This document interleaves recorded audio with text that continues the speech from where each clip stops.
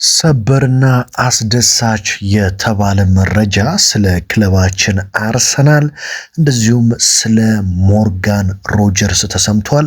ይህ መረጃ ትላንትና ማምሻውን ሲወጣ እንግዲህ በርካታ የአርሰናል ደጋፊዎች ይህንን ዝውውር በጣም በጉጉት እየጠበቅ ነው ስለምንገኝ አስደሳች መረጃ ሆኖ ተገኝቷል ማለት ነው። ነገር ግን ስለ ማርቲን ኦዴጋርድ እየተሰማ ያለው መረጃ ደግሞ በርካታ የአርሰናል የመድፉን ደጋፊዎች ለሁለት ከፍሏል። ግማሾቹ ይሁን ግድ የለም ሲሉ፣ ሌሎቹ ደግሞ የለም በፍጹም እያሉ ነው የሚገኙት። ስለ ጋብሪኤል ማርቲኔሊና ስለ ባርኮላም የተሰሙ የዕለቱ ወሳኝ የዝውውር መረጃዎች አሉ። እንደተለመደው በአማረ መልኩ ወደ እናንተ ለማድረስ እኔ አብርሃም ፍቅሬ የስቱዲዮ ሰዓቴን አክብሬ ተገኝቻለሁ። የአርሰናል ደጋፊ ሆናችሁ ይህንን ቻናል ሰብስክራይብ ካላደረጋችሁ በጣም ብዙ ነገር እያመለጣችሁ ነው የሚገኘው። ምክንያቱም ይሄ በኢትዮጵያ ትልቁ የአርሰናልን ዜናዎች በየቀኑ የሚያደርሰው የአርሰናል የዩቲዩብ ቻናል ነው። ስለዚህ በእኔ በጋዜጠኛ አብርሃም ፍቅሬ ወደ እናንተ በአማረ መልኩ ይቀርባል። ከእናንተ የሚጠበቀው ሰብስክራይብ ማድረግ፣ ቪዲዮን ደግሞ ላይክ አድርጎ መጀመር ነው። በቀጥታ እንግዲህ ወደ መረጃዎቹ ነው የምወስዳችሁ። እንግዲህ የዕለቱን ወሳኝ መረጃ የምንጀምረው ከማርቲን ኦዴጋርድ ጉዳይ ነው። ከዛም በኋላ ስለ ሞርጋን ሮጀርስ የተሰማው በጣም ጥሩ ወደ ተባለው መረጃ እወስዳችኋለሁ ማለት ነው። እንግዲህ በአርሰናል ቤት ውስጥ እኔን ታቁኛላችሁ፣ ካለፈው ዓመት ጀምሮ በምሰራቸው ዜናዎች እጅግ በጣም አስፈላጊ የአርሰናል ተጫዋች ነው እያልኩኝ አምና በተደጋጋሚ መመለስ አለበት እያልኩ ስሰራ እንደነበር የሚታወቅ ነው ስለ ማርቲን ኦዴጋርድ። ከዛም በኋላ ከጉዳት ከተመለሰ በኋላ እጅግ በጣም ጥሩ ጨዋታዎች ላይ አንድ ጨዋታ ብቻ ላንሳላችሁ። ለምሳሌ አርሰናል ዌስትሃምን 1-0 ያሸነፈበትና ሊያንድሮ ትሮሳርድ ያስቆጠራት ግብ፣ ያቺ ግብ እንግዲህ ለማስቆጠር ምን ያህል መከራ በልተን እንደነበር አይታችኋል። ከዛ ማርቲን ኦዴጋርድ ጨዋታው ላይ የሚገርም እድል የሚገርም አሲስት ለትሮሳርድ አደረገ። ያቺ ግብ ተቆጠረች። አርሰናልም እንግዲህ 1-0 አሸንፎ ያቺን ወሳኝ ጨዋታ ነጥብ ይዞ ወጣ። በሳምንቱ እንግዲህ ሲቲ በቦርንማውዝ ነጥብ ጥሎ አርሰናል ዋንጫውን መብላት ቻለ ማለት ነው። እና ማርቲን ኦዴጋርድ አዎ ጉዳቶች እያስቸገሩት ነው፣ አዎ የአቋም ወረዶች እያስቸገሩት ነው። ነገር ግን በጣም የክለባችን አርሰናል ወሳኝ ተጫዋች ነው። ታዲያ በዚህ ክረምት አርሰናልን ሊለቅ ይችላል የሚሉ በጣም ታማኝነት ያላቸው የዝውውር የመረጃ ምንጮች ከትላንትና ከሰዓት ጀምሮ እያጋሩ ይገኛሉ። መረጃው የእውነት ነው ወይ? አዎ መረጃው የእውነት ነው። ማርቲን ኦዴጋርድ በፈረንሳዩ ክለብና በሻምፒዮንስ ሊግ አሸናፊው ፓሪስ ሰን ጀርማን በላፓሪዥያኑ በጣም በጥብቅ ይፈለጋል። በፓሪስ ሰን ጀርሜን ብቻ ሳይሆን አርሰናል በጀርመን ቡንደስሊጋው ኃያል ክለብ በባቫሪያኖቹ በባየር ሙኒክ በጥብቅ ይፈለጋል ማርቲን ኦዴጋርድ። ታዲያ ይህ ተጫዋች እንግዲህ ሁለቱ ቡድኖች በከፍተኛ ሁኔታ እየተከታተሉት ይገኛሉ። በዚህ ክረምት አርሰናልን ሊለቅ እንደሚችል መረጃዎች ቢያሳዩም አርሰናል ግን ኦዴጋርድን የመሸጥ ምንም አይነት እቅድ እንደሌለው እየገለጸ ይገኛል። ነገር ግን አርሰናል አጓጊ የሚባል ገንዘብ ከመጣለት ባየር ሙኒክም ሆኑ ፓሪስ ሰን ጀርሜኖች ጥሩ የሚባል ክፍያን ለኦዴጋርድ ይዘው ከመጡ አርሰናል በመሃል ሜዳው ላይ ሌሎች አማራጮችን ለማስፈረም ሊያስብ እንደሚችልና ለፓሪስ ሰን ጀርማን ወይም ደግሞ ለባየር ሙኒክ ካፒቴናችንን ኦዴጋርድን ለመስጠት ሊያስብ እንደሚችል ያልኳችሁ ግን ጥሩ ገንዘብ ከመጣ ትልቅ የሚባል ገንዘብ ከመጣ ብቻ እንጂ አርሰናል ኦዴጋርድን የመሸጥ ምንም አይነት እቅድ የለውም ማለት ነው። ኦዴጋርድ ብዙዎች እንግዲህ ለዚህ ነው የአርሰናል ደጋፊዎች ለሁለት ተከፍለዋል ያልኳችሁ።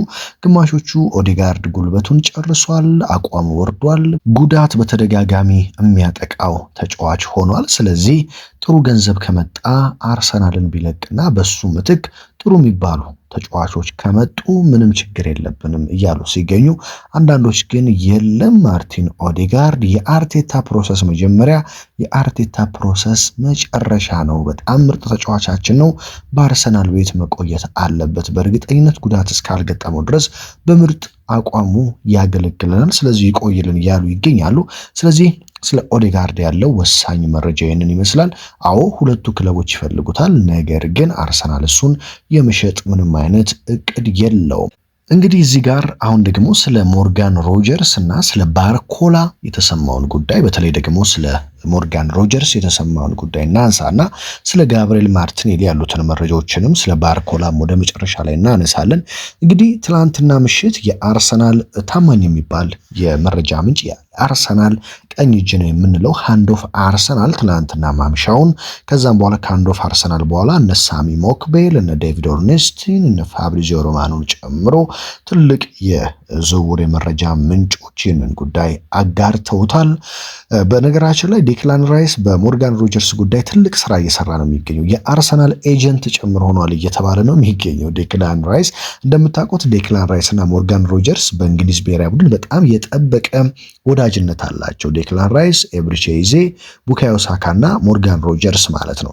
ታዲያ ዴክላን ራይስ እባክህ አርሰናልን ነው መቀላቀል ያለብህ፣ በዚህ ምክንያት ለአርሰናል መጫወት አለብህ፣ እኛ ጋር ብትመጣ ይህንን ታገኛለህ፣ እኛ ያለን አርሰናል ይህንን የመሰለ ቡድን ነው፣ ሻምፒዮኖች ነን እያለ ሞርጋን ሮጀርስን የማሳመን ትልቁን ስራ ዴክላን ራይስ እየሰራ እንደሆነ የተሰማ ሲሆን ሞርጋን ሮጀርስም ወደ አርሰናል ለመምጣት በጣም እንዲጓጓና እንዲፈልግ ካደረጉት ምክንያቶች አንዱ የዴክላን ራይስ ጉትጎታና የኤጀንት ስራ እንደሆነ ዴይሊ ሜል እንግዲህ ትላንትና መረጃውን ይዞ ወጥቷል። ታዲያ ትላንትና ማምሻ የወጣው ጥሩ ዜና ምንድን ነው ካላችሁኝ አርሰናል ሙሉ በሙሉ ዝግጅቱን ጨርሶ በዚህ ሳምንት አሁን ዛሬ ይሄ ዜና ወደ እናንተ የሚደርሰው ሰኞ ቀን ነው ማለት ነው። ስለዚህ አርሰናል ከዛሬ ጀምሮ በዚህ እስከ አርብ ባለው ጊዜያት ውስጥ ማለት ነው ፎርማል ጥያቄዎችን ዋጋ አውጥቶ ለአስቶን ቪላ እባካችሁ ሞርጋን ሮጀርስን ማስፈረም እፈልጋለሁ የሚለውን ጥያቄ ለመጠየቅ ሙሉ በሙሉ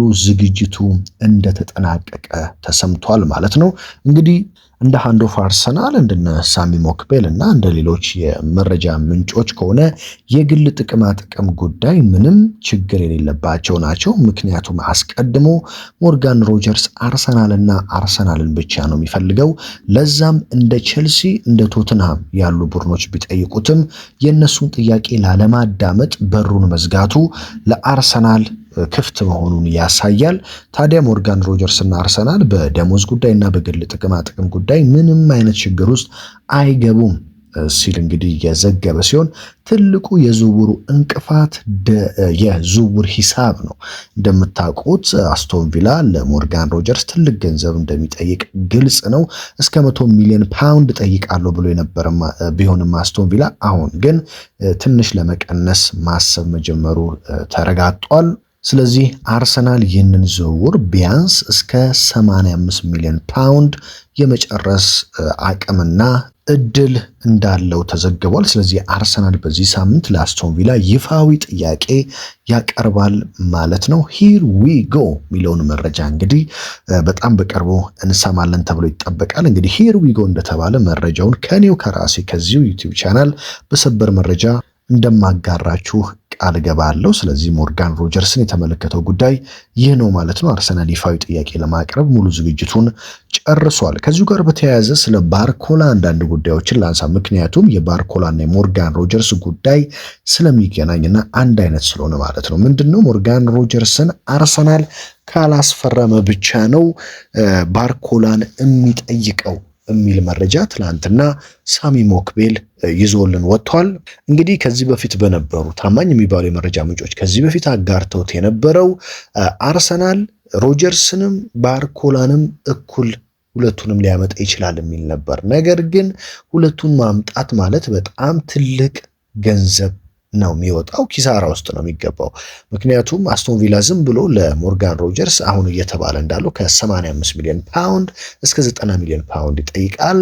ፓሪስ ሴን ጀርሜን ለባርኮላ ከ80 ሚሊዮን ፓውንድ እስከ 100 ሚሊዮን ፓውንድ ጭምር ሊጠይቅ እንደሚችል ነው የተሰማ የሚገኝ። ስለዚህ አርሰናል ሁለቱን ተጫዋች ማምጣት ከፈለገ አስቡት እስከ 180 እስከ 170 ሚሊዮን ፓውንድ ሊያወጣ ነው ማለት 170 ሚሊዮን ፓውንድ ማለት ደግሞ አርሰናል በጣም ብዙ ተጫዋቾችን ማምጣት የሚችልበት ነው። ለምሳሌ ሞርጋን ሮጀርስን በ85 ቢያመጣና በቀረው 85 ሚሊዮን ፓውንድ እንደ ክሪስቶስ ዞሊስ እና እንደ አዩብ ቡዋዲ ያሉትን ወይም ሌላ የመሃል ሜዳ ተጫዋች ማምጣት የሚችልበት ተከላካይ ማምጣት የሚችልበት ገንዘብ ስለሆነ አርሰናል ወደ ባርኮላ ዝውውር የሚመለሰው የሞርጋን ሮጀርስ ጉዳይ ካልተሳካ ብቻ ነው ሲል መረጃውን አጋርቷል ማለት ነው። ይህንም በጣም የምደግፈው ጉዳይ ነው። ምክንያቱም ለሁለት አንድ አይነት አጫወት ለሚጫወት ወይም ደግሞ ሁለቱም አንድ ስፍራ ላይ ያው ሮጀርስ 10 ቁጥር ተጫዋች ቢሆንም ግራ ላይ ይጫወታል፣ ባርኮላም ግራ ላይ ይጫወታል። ስለዚህ ለሁለት ግራ ተጫዋቾች እስከ 200 ሚሊዮን ፓውንድ የሚጠጋ ገንዘብ ማውጣት